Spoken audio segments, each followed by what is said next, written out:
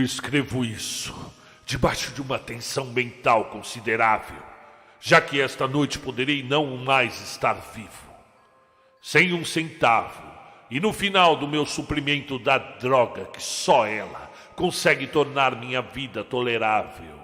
Já não consigo suportar a tortura. Irei atirar-me dessa janela de sótão na rua esquálida lá embaixo. Não pensem que minha dependência da morfina tenha me tornado um fraco ou um degenerado. Quando houverem lido estas páginas rabiscadas às pressas, poderão imaginar, mesmo sem nunca perceber plenamente, por que preciso do ouvido ou da morte. Foi num dos trechos mais abertos e pouco frequentados do vasto Pacífico que o paquete onde eu era comissário de bordo foi capturado pelo vaso de guerra alemão. A Grande Guerra estava então em seu início e as forças marítimas do bárbaro ainda não haviam mergulhado por completo em sua posterior degradação. Sendo assim, nossa embarcação foi tomada como legítima presa, enquanto nós, membros de sua tripulação, fomos tratados com toda a equidade e consideração que nos eram devidas como prisioneiros navais. Era tão liberal de fato a disciplina dos nossos captores que, 5 dias depois de nos tomarem, consegui escapar sozinho num pequeno barco equipado com água e provisões para muito tempo. Quando, enfim, me vi livre e à deriva, não tinha muita noção de minha localização. E como nunca havia sido um navegador experiente, eu só podia imaginar, vagamente pelo sol e as estrelas, que estava um pouco ao sul do Equador. Da latitude eu nada sabia, e não havia nem ilha, nem linha costeira à vista. O tempo manteve-se firme, e durante dias sem conta eu vaguei sem destino, debaixo de um sol escaldante, esperando a passagem de algum navio ou ser atirado às praias de alguma terra habitável. Mas não surgiu navio, nem terra, e comecei a me desesperar em minha solidão sobre a ondulante vastidão de interminável azul. A mudança aconteceu enquanto eu dormia. Seus detalhes eu jamais saberei, pois embora agitado e povoado de sonhos, tive um sono contínuo.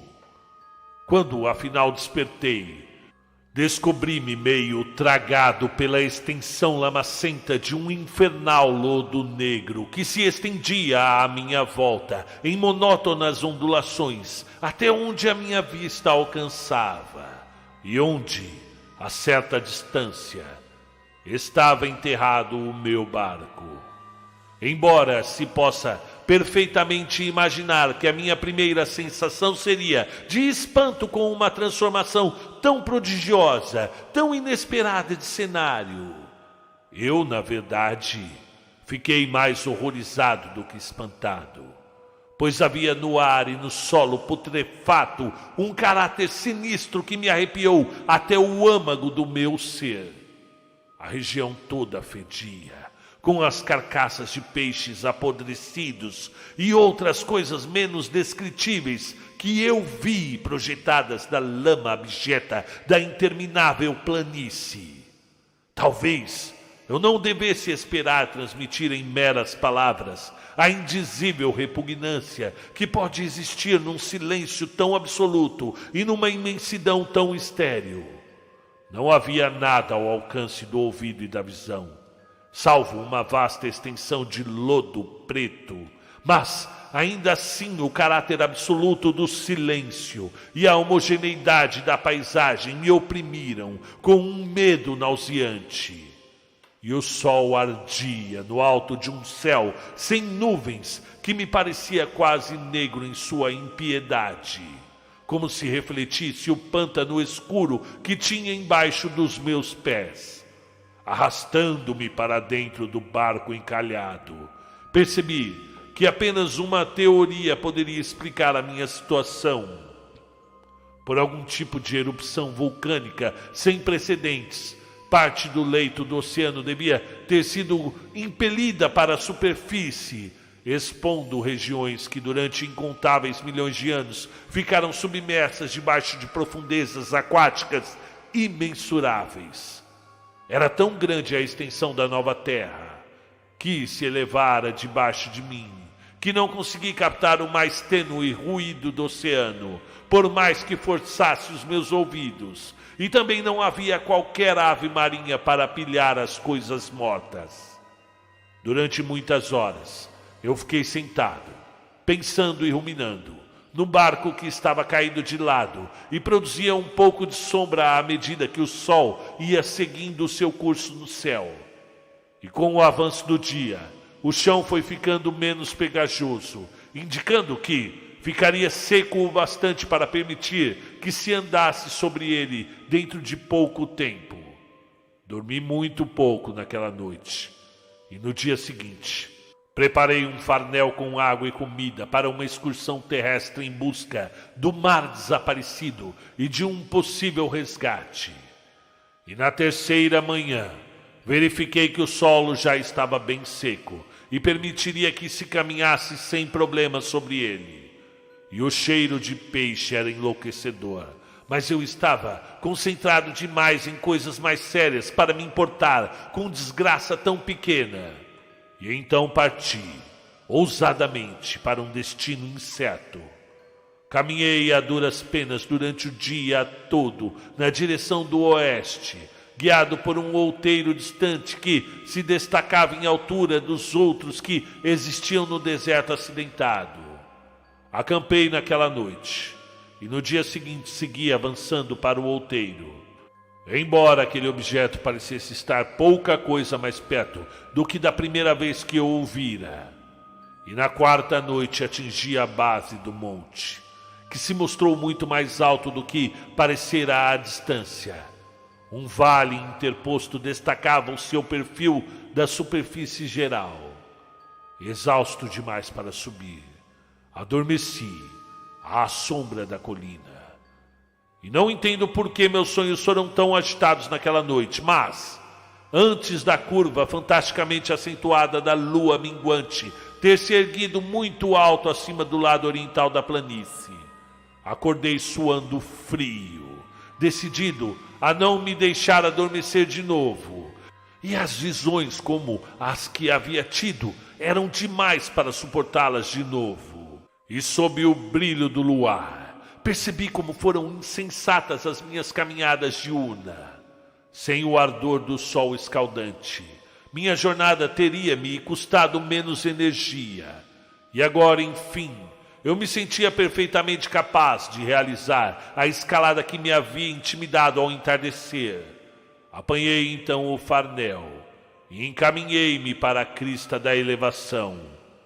Já tive a oportunidade de mencionar que a monotonia constante da planície ondulada era-me uma fonte de impreciso horror, mas creio que o meu horror ficou ainda maior quando eu alcancei o cume do monte e olhei para o outro lado, para um imenso vale, o canhão cujos recessos negros a lua ainda não se havia erguido o suficiente para iluminar.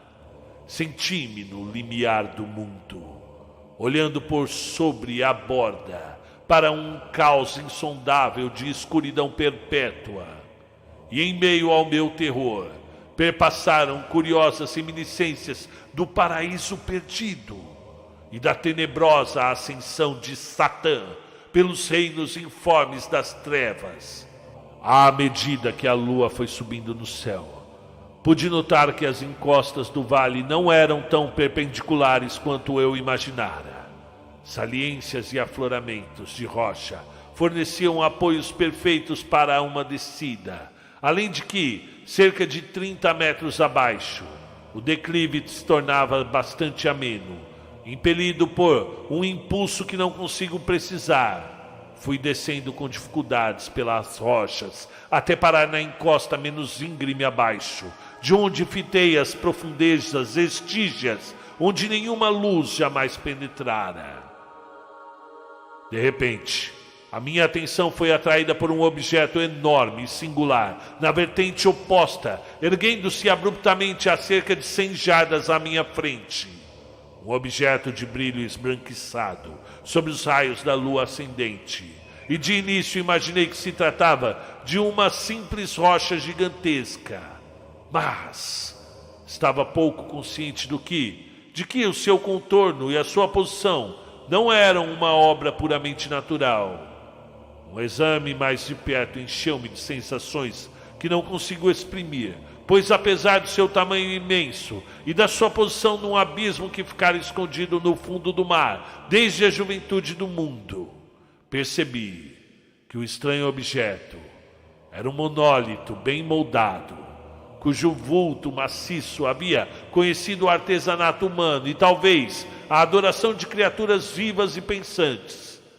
Pasmo e assustado, mas não sem antes um certo frêmito de prazer do cientista ou do arqueólogo, examinei com maior atenção o meu entorno. A lua, agora perto do zênite, brilhava intensamente, misteriosamente, sobre os penhascos abissais que ladeavam o abismo, revelando um intenso curso d'água que corria sinuoso em seu fundo até se perder de vista em ambas as direções e quase lambia os meus pés, enquanto eu estava ali, parado na encosta. E do outro lado do vale, as leves ondulações da água roçavam a base do ciclópeo monólito, sobre cuja superfície eu podia agora distinguir inscrições e entalhes toscos. A escrita estava em um sistema de hieróglifos que eu não conhecia e que era diferente de tudo o que eu já vi em livros, consistindo em sua maior parte de símbolos aquáticos estilizados como peixes, enguias, polvos, crustáceos, moluscos, baleias, coisas assim. Era patente que diversos caracteres representavam coisas marinhas, desconhecidas do mundo moderno, mas cujas formas, em decomposição, eu havia observado na planície erguida do oceano. Foram entalhes decorativos, porém, que mais me extasiaram. Havia um arranjo de baixos relevos, bem visível acima da água interposta por conta do seu enorme tamanho, cuja temática teria provocado a inveja de Doré. Imagino que aquelas coisas deviam supostamente ilustrar pessoas, ao menos um certo tipo de pessoas, embora as criaturas fossem mostradas divertindo-se como peixes nas águas de alguma gruta marinha ou venerando algum santuário em forma de monólito também, ao que tudo indica submerso. Dos seus rostos e formas, não ouso falar com detalhes. A sua mera lembrança me deixa aturdido. De um grotesco além da imaginação de um Poe ou de um Bulwer, tinham um perfil infernalmente humano, apesar das mãos e pés palmados, dos lábios chocantemente largos e flácidos, dos olhos saltados e vítreos, e outras feições ainda menos agradáveis de se lembrar. O curioso é que pareciam ter sido cinzelados muito fora da proporção em relação ao cenário de fundo, pois uma das criaturas era mostrada no ato de matar uma baleia, representada com um tamanho um pouco maior do que o seu. Mas naquele momento eu achei que eram apenas os deuses imaginários de alguma tribo primitiva, um navegante e pescadora, alguma tribo cujos derradeiros descendentes teriam perecido muitas eras antes do primeiro ancestral do homem de Pitdall ou de Neandertal haver nascido. E era extasiado daquele inesperado vislumbre de um passado além da imaginação do mais ousado antropólogo. Fiquei ali cismando enquanto a lua provocava curiosos reflexos no plácido canal à minha frente. E então, de repente, eu a vi, com uma leve agitação para indicar a sua subida à superfície. A coisa emergiu para fora das águas escuras, enorme, polifêmica e repugnante, e ela disparou como um monstro fabuloso de um pesadelo para o monólito, ao redor do qual arrojou seus gigantescos braços escamosos, enquanto inclinava a cabeça horripilante, produzindo sons ritmados. Pensei ter enlouquecido então, e da minha súbita frenética da encosta e do penhasco, de minha delirante jornada de volta para o barco encalhado, pouco me recordo. Creio que cantei muito e ri como um louco quando era incapaz de cantar, e tenho vagas recordações de uma grande tempestade, algum tempo depois de alcançar o barco. E de qualquer forma, sei que ouvi o ribombar de trovões e outros ruídos que a natureza produz somente em seus humores mais terríveis. E quando saí das trevas, estava num hospital de São Francisco, para onde fora levado pelo capitão de um navio americano que recolhera o meu barco no meio do oceano. E em meu delírio, falei muito, mas descobri que não deram muita atenção às minhas palavras. Os meus salvadores não sabiam nada a respeito de alguma terra que houvesse aflorado no Pacífico, e eu não julguei necessário insistir em algo em que sabia que eles não poderiam acreditar. Procurei certa vez um famoso etnólogo e o diverti com perguntas curiosas sobre a antiga lenda filistina de Dagon, o deus peixe. Mas, percebendo logo que ele era um racionalista incorrigível, não insisti mais nas perguntas. E é durante a noite, especialmente quando a lua está muito curva e minguante, que eu vejo a coisa. Já tentei a morfina, mas a droga deu-me apenas um alívio temporário e arrastou-me para suas garras como um escravo sem esperança. Sim, tendo escrito um relato completo para informação ou desdenhosa diversão dos meus semelhantes, agora eu pretendo acabar com tudo. Muitas vezes me pergunto se tudo não teria passado de pura fantasmagoria, uma simples fantasia febril enquanto eu jazia, castigado pelo sol delirante, naquele barco descoberto depois da minha fuga do vaso de guerra alemão. Isso eu me pergunto, mas sempre me vem uma visão, terrivelmente pavorosa em resposta. E eu não consigo pensar no mar profundo sem estremecer com as coisas inomináveis que podem, nesse exato momento, estar arrastando-se e espojando-se em seu leito lamacento, adorando os seus antigos ídolos de pedra e cinzelando a sua própria e detestável semelhança em obeliscos submarinos de granito encharcado. Sonho com o dia em que elas poderão ascender acima dos vagalhões para arrastar para o fundo, com as suas garras fétidas, os remanescentes de uma humanidade debilitada, exaurida pela guerra. O dia em que a terra poderia afundar e o escuro leito do oceano erguer-se em meio a um pandemônio universal.